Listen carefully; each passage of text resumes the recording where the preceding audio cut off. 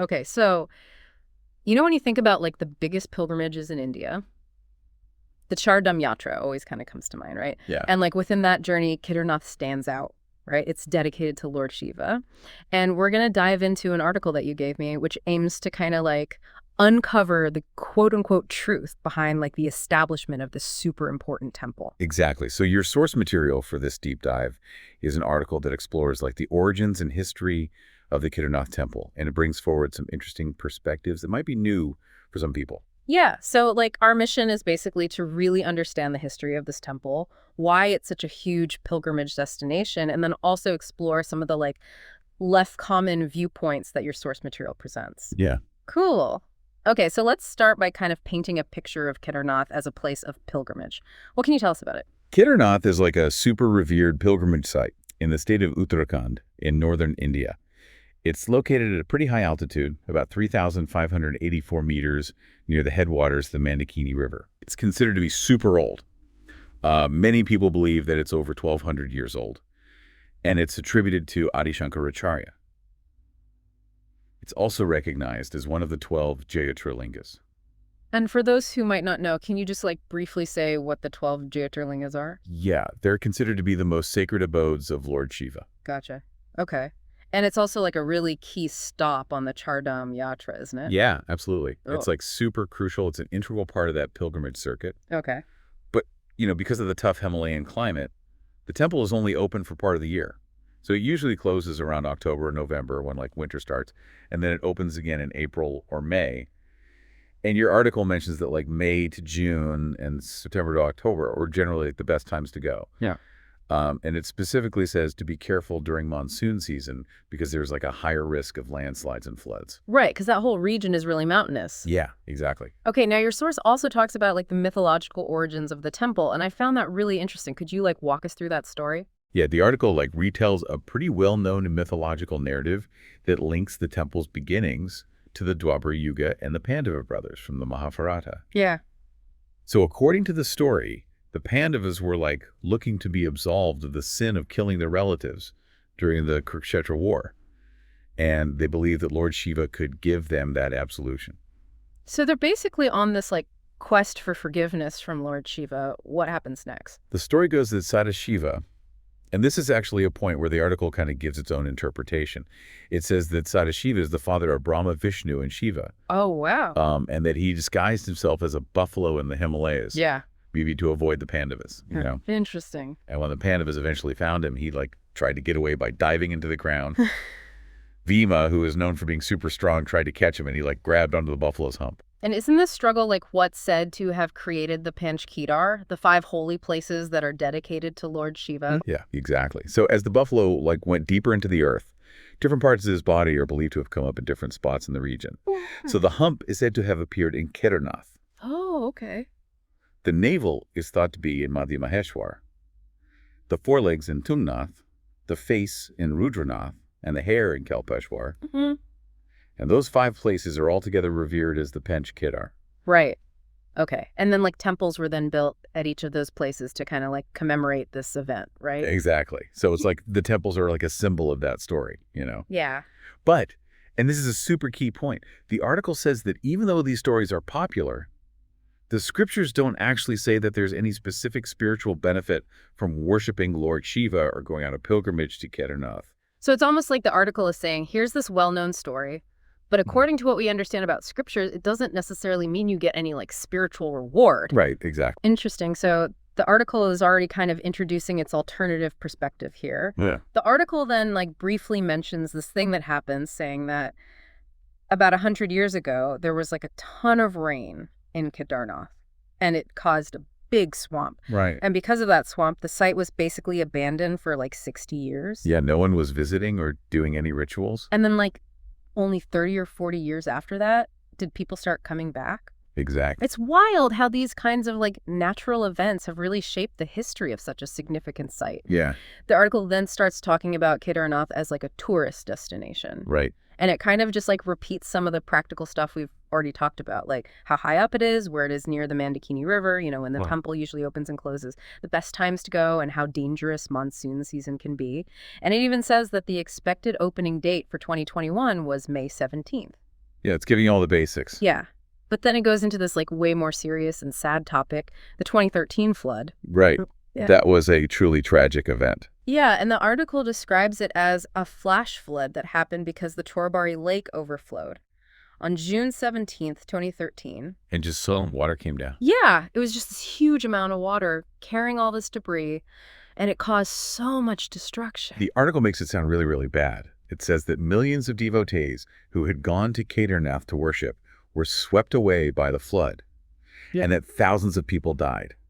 And it blames this massive loss of life on what it calls blind devotional faith. And this is where the article gets into this like really strong and honestly kind of challenging argument about theology. Yeah. It claims that Shiva couldn't save his own devotees from dying in this disaster, and that he doesn't have the power to like make them live longer or protect them from these kinds of huge natural disasters. And then it says that Shiva is actually subordinate to Sadashiva, who it says is Kal Brahm, and also the one who like created Brahma, Vishnu, and Shiva. Right, so it's really using this real and tragic event to back up its specific beliefs about theology. Yeah. It even says straight up that this kind of worship that's focused on Shiva isn't supported by the Holy Gita. Oh, wow. And it goes on to say that the people who died while doing what it calls this arbitrary worship basically wasted their lives. So it's a pretty direct and critical perspective. Yeah. And then the article goes on to talk about this figure of Sadashiva in a lot more detail. Yeah, it's explaining who he is and how he's related to these like better known and more commonly worshipped gods. Yeah. So according to the source,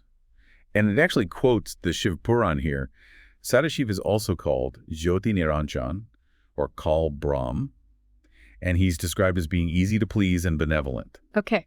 And the key thing here is that it says that Brahma, Vishnu, and Mahesh, which it says is the same as Shiva, all came from a part of Sadashiva. Interesting, because like I know in the traditional Hindu understanding, Brahma is the creator, Vishnu is the preserver, and Shiva is the destroyer. They form this like Trimurti. Right. This article is presenting a totally different hierarchy where Sadashiva is at the top, which is a pretty big difference from what most people understand. It really changes how a lot of people think about these gods.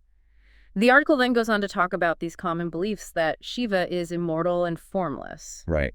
And it basically challenges those ideas head on. Yeah. It goes into the lifespans of Brahma, Vishnu, and Shiva. Yeah. As described in some scriptures. Okay. It says that Brahma's age is 720 million Chatur Yugas. And remind me what a Chatur Yuga is again? It's like a huge epoch of time. Right. Okay. And then it says that Vishnu is 7 times older than Brahma, and Shiva is 7 times older than Vishnu. Wow. So based on those numbers, the article concludes that the Tridevs, Brahma, Vishnu, and Shiva are all in this cycle of birth and rebirth, just like Sadashiva and Goddess Durga. And it uses the Bhagavad Gita to back this up. Oh, so it's basically saying that if these gods have a set lifespan, even if it's super long, they can't really be immortal. That's exactly what it's saying. It says that the belief that Shiva is immortal is just wrong and that he has a form. Oh, wow. And then it talks more about Shiva's role, according to this perspective. So it says that Shiva has tamogun. And tamogun means like the mode of darkness, ignorance, and inertia. Right. And this article says that's a basic part of Shiva's role. Okay. It also says that Shiva's the one who destroys living beings, and that he's basically preparing food for Sadashiva or Brahm Camel. And it claims that the Trilokigons die after they finish their time, and that they're bound by the things they've done. Right.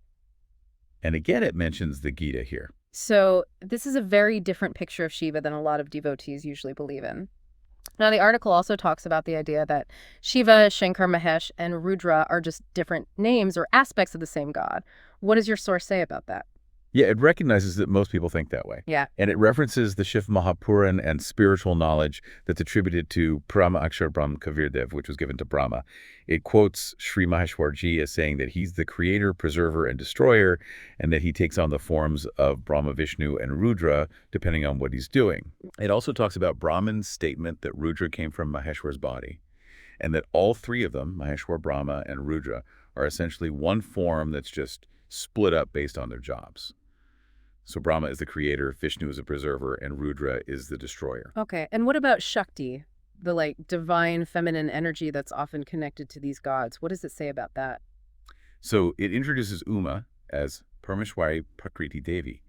And it says that her Shakti shows up in different ways that are linked to the Tridevs. So there's Vagya Devi with Brahma Lakshmi, with the Vishnu, and Kali with Rudra. So in its part, the article seems to agree with the usual view that Shiv, Shankar, Mahesh, and Rudra are really just the same being different. doing different things within the traditional Hindu belief system. So that's an interesting point where it actually agrees with the more common understanding, but then it moves on to what it claims is the true mantra of Lord Shiva or Shankarji. Right. And it says that Shiva, along with goddess Parvati, is in the Hriday Kamal, which is like the heart center that's supposed to be inside every person. And it claims that Almighty Kedarnath gave Shiva this like specific and really powerful mantra. And then the article says that older sages didn't have a true guru or real complete spiritual knowledge, so they ended up doing what it calls arbitrary worship. That didn't actually give them any spiritual benefit and kept them stuck in the cycle that's controlled by Brahmkal. So it's basically saying that the usual mantras and ways people worship Shiva are seen as incomplete or even like they don't work at all in terms of reaching true spiritual progress or liberation. Exactly. It's saying that if you don't get the true mantra from a true guru, you can't make any real spiritual progress or get liberated. Wow, okay. To like explain more about what it sees as the bad results of worshiping Tamagan Shankarji, who it says again is the son of god Sadashiva, the article uses the example of Ravana. Right, Ravana, the villain from the Ramayana. Exactly. How does it connect his story to all of this? So it describes Ravana as this like super learned and powerful king who lived in the Treta Yuga. And he's a huge devotee of Tamogacharya. It even talks about how extreme his devotion was. Yeah. Like he offered his own head to Shankar, and he got all these boons and powers because of his devotion. Okay. But then it quickly turns and paints his actions. Specifically, when he tried to kidnap Sita, who was the wife of Lord Rama, as something really stupid and a terrible sin that led to him being defeated and seen as a monster. So even though he was super devoted to Shankar, the article is arguing that his bad actions, which came from his flawed understanding or nature, meant that he couldn't get any spiritual benefit or salvation from that worship. Exactly. The article says that Ravana didn't achieve salvation by worshiping Tamogan Shankar. It's using his story as a warning, saying that even if you're super devoted to this form of Shiva, if you don't have the right understanding and the true mantra, it's not enough to get true spiritual liberation. Right. And this all leads up to the article's perspective on the present day and like a really specific suggestion for its readers. Yeah, it brings in this guy, Jagat Guru Tattvadarshi Satrampaji Maharaj, and it calls him the only living enlightened saint who's teaching scripture-based worship and giving out the real true mantras, not just for Shankarji, but for other important gods too, like Sadashiva and Durga. And it ends by telling the reader to look for Nam Diksha, which means initiation from Satrampaji Maharaj, so they can get these true mantras and become worthy of getting salvation and escaping the cycle of birth and death. So it's not just giving another viewpoint on history or theology, it's actively pushing for a very particular spiritual path and teacher. Right. So it's super important for us to understand that the article isn't just giving a different take on Kedarnath's history and importance. It has this whole agenda about a certain spiritual practice and teacher. Okay, so let's like recap everything we talked about in this deep dive. We started by talking about the usual understanding of how the Kedarnath temple was established by Adi Shankaracharya and its huge role in the Shardam Yatra. Then we looked at the popular story about how it started with the Pandava brothers and the creation of the Panch Kedar. After that, we went into the different ideas that your source presented, which challenged the idea that there's a scriptural basis for the benefits of worshiping Lord Shiva at Kedarnath. We talked about the terrible flood in 2013 and how the article looked at that tragedy through its own special theological lens. And lastly, we unpacked the article's arguments about the real nature of Shiva, his connection to Sadashiva, how important a certain mantra is for liberation, and its call to seek initiation from Sant Rampalji Maharaj. It's definitely a lot to take in, and some of these viewpoints might go against what people deeply believe. Definitely. Your source gave us a lot of different perspectives, and some of them are totally different from what most Hindus believe and do. It's super important for you as a listener to understand the specific theological framework that these claims and interpretations are coming from. So given all these different historical, mythological, and theological perspectives that your source laid out, it really makes you think, what does it actually mean for a place to be considered sacred? And how do these sometimes conflicting belief systems shape how we see its importance and whether pilgrimage and different kinds of worship actually work? That's a question that's worth thinking about more, for sure.